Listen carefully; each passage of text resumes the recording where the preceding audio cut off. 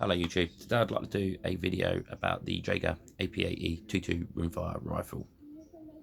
The rifle was made back in the 1980s by Jager, and they were renowned for making 22 military clone rifles such as this, the AK47, the M16, the FAMAS, and they even made an AK47 variant. So the rifle has tangent sights, just like the 7.62 AK47, it has tangent sights. These sights are not going to obviously win you any competitions, okay? They're just for plinking, but they do the job well for what they're designed to do, and that's plinking at say like 50 or 25 meters. The sights are adjustable.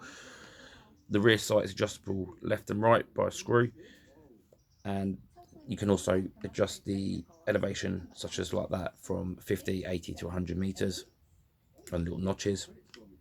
And the front sights are also adjustable for up and down. The rifle has a metal butt plate, which is a nice little feature, and it's also screw threaded for a moderator, and this rifle is very quiet with a moderator on it. It also comes with a sling, which is adjustable. The only downside to this rifle is that there's no mounting screws or anything for the actual AK-47 scope mount, so if you do get this rifle, you are going to be stuck with the iron sights, because I believe that you cannot mount a scope on this rifle. Another nice feature about this rifle, that if you look on the change lever here, there's a little slot. So if you want to keep the bolt locked back to show that the bolt is clear, then all you do is move the bolt back and put the charging handle in the slot, and it'll keep the bolt to the rear so everyone can see that the rifle is clear. It has wood furniture, which is very nice. It's not plastic or anything like that. It's actually a nice quality wood, and it looks really nice as well. The weight of the rifle is very similar to the weight of an actual AK-47, which is nice. And it operates exactly like an AK-47 as well, with a change lever here that you just pull down and then charge it, etc, etc. Okay, so that is a nice feature about the rifle. Okay, it also comes with a cleaning rod, which is here, and it has screw threads at the end, so you can actually attach a brush to it and clean it, and that just sits at the bottom of the rifle in here, like the actual AK-47 itself. It just fits in there like that, so you won't lose it. Okay, so for features of the rifle, that's pretty much it. It's pretty standard. It's an AK-47 variant type rifle, so there's not really much going on with it. Okay, so the actual stripping of the rifle is very similar to an AK-47. Take the top cover off, okay, which the top cover is nice and solid. Okay, it's not flimsy at all. It feels very strong. I'm not going to strip it on the video, but all you need to do is just pull the recoil rod out. So you need to do, pull the recoil rod out, and then pull the bolt back and take the bolt out. The trigger mechanism is very simple, and it has a nice trigger on it. Okay, you can also take off the handguard by flipping this tab up and putting that forward. There's a spring inside, and taking off the fake gas tube. That then allows you to take the bottom handguard off, so you can get and clean all inside there and clean the barrel and keep it up to standard, keep it nice and clean, which is a nice thing. Okay, so the actual rifle magazines, you get two types. You get this type, which is a 25 rounder. It's made of steel, and it has little notches on the side, so you can see if you've got any rounds in there. And you get a 15 type round magazine, which is also steel, but it just doesn't look as nice as the 25 rounder. Okay, so the magazine fits in like this, It just slots straight in, so not like an actual AK-47 where you have to rock it in. It just fits in. And there you go. So that's your 25 round magazine, which looks alright. And then you got the 15 round magazine that looks a little funny, but it does the trick. Okay. Unfortunately, with the magazines, and this is a bit of a downer with this rifle, is that the actual mags are very hard to source.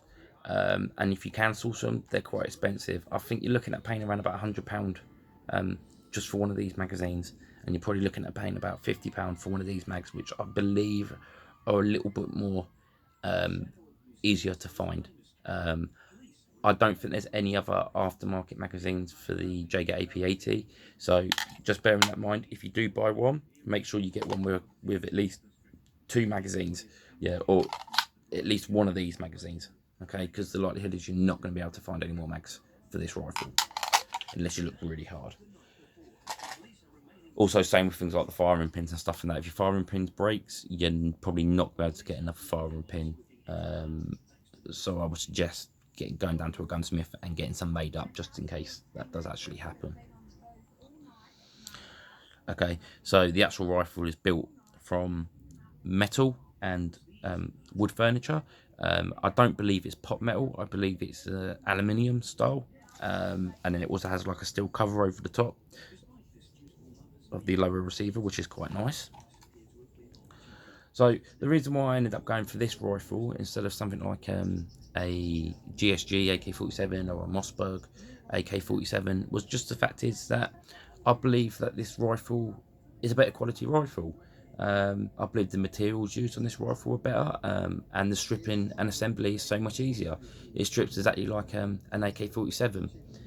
It also has a nice solid barrel on it, not a horrible pencil thin barrel, which I really do not like, those pencil thin barrels with the sleeves over the top of them. It just doesn't do it for me. So it's a really nice quality rifle. As you can see, this rifle is 30 years old and it's still in lovely nick. There is no rust on this rifle or anything like that. There's no corrosion on it. And it looks really as good as new, apart from a few little nicks stay here or there. But what do you expect? The rifle's like 30 years old. But it's a nice rifle. The only downside to this rifle, it can be a little bit of a jam-o-matic, depending on the ammunition you use. So I believe that the best rounds to use for this are high velocity copper wash rounds. It does function with standard velocity rounds, but I believe that if you have the standard velocity with the waxy bullets, like what I was using yesterday, the Center X target ammunition, which is an expensive round, it's not a cheap round. I was getting some failure to feeds and stuff like that. Also, I was using some SK Match before the Center X, and that seemed to function a lot better. I did find one problem with the rifle though, which I didn't particularly like, that when you start to shoot it, and not even after that many rounds, I think I put about 100 rounds through this yesterday, I started to find that the bolt started to stick a little bit. When I was trying to cock it, it was being really stiff and it felt like it was actually sticking, which wasn't very nice. I just believe that's because the rifle was getting ganged up, and that was probably because of the rounds with the waxy bullet. So that's why I'm saying probably the best thing to use is CCI mini mags, because that will probably rectify that. So you're looking at paying roughly between around about £140 to £200 for one of these rifles, so they're fairly cheap. They're not very expensive, which is a pro, which is a good thing. The downside to that is, like I said earlier, that the parts to this rifle are very hard to find. If you break something on it, I mean, it's going to be quite difficult to replace. Okay, but apart from that, the rifle's a really nice rifle. It's definitely worth £200, and it's ideal just for 50-meter plinking, which is what I ideally wanted it for. Like I said, you're not going to win any competitions with it, but the rifle itself is just a nice rifle. And if you want that AK-47 feel back in the UK, in a semi-automatic, this is probably, in my opinion, the better option. Because when you actually do compare this side by side with a real AK-47, and this, they're very similar. There's not a lot of difference, apart from obviously the magazine well's slightly different, but apart from that, it's pretty much the same. Dimension wise, they're the same. Weight size, they're the same. So yeah, it's just a really nice rifle. So if you have any questions about the rifle, just give us a ping on YouTube. It's just a quick video just to show it, because there's not many videos on YouTube about the AP80. And I'll be looking forward to doing another video soon. Bye.